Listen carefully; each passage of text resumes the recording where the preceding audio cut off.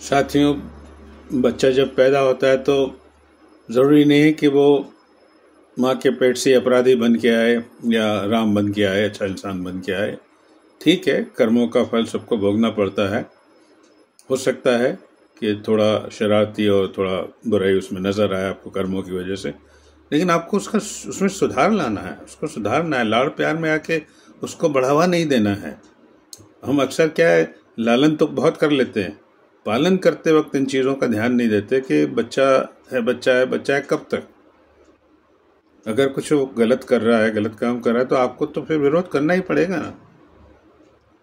जैसे जैसे बड़ा होता है, अगर आप विरोध नहीं करते हैं तो वो बुराई उसके अंदर पनपती रहती है अंदर, और उसे वो पालता रहता है।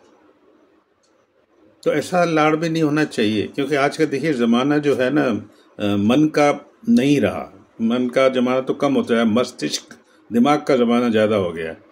और जैसे जैसे एवोल्यूशन विकास हो रहा है तो बच्चों का दिमाग भी उसमें विकास हो रहा है, तो आपको भी उस हिसाब से उनको व्यवहार करना पड़ेगा।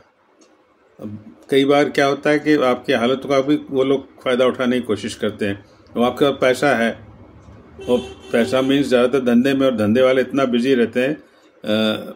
मैं इस बीच बीच में आपको अपने किस्से सुनाऊंगा जिससे मुझे बहुत फ़ायदा मिला, और भगवान की दी हुई बुद्धि को मैंने वहाँ उपयोग लाया। हम एक कॉलोनी में रहते थे, सब सिंधी कॉलोनी में। तो एक बच्चा 15 साल की उम्र में स्कूटर खरीद लाया और कॉलोनी में चला रहा था। मैं हैरान हो गया। मैं गुस्से में साहब उनके पिताजी से मिलने गया। मैंने कहा क्या तरीका है भाई, इस उम्र में तो लाइसेंस भी नहीं बनता, वो क्या सोच के आपने इसको स्कूटर दिलाया। बड़ी मुश्किल से मैंने बेटे को समझा रखा था कि मैं तुम्हें कॉलेज में बाइक दिलवाऊंगा। अरे साहब क्या करें, वो माँ इसकी जान खा गई कि किसके लिए कमाते हो, पैसा काय के लिए होता है, अपने साथ ले जाओगे क्या, बच्चों को दो ना। उनका वेरी गुड, आपने तो इसकी फरमाइश पूरी कर दी, आपने दूसरा पक्ष नहीं सोचा। बोलता क्या? मैंने कहा ये 15 साल की उम्र में आपको ये नहीं लगा कि गलत कर रहा हूँ मैं इसके लिए, हैं? आज आपने ये दिलवा दिया, ठीक है ना।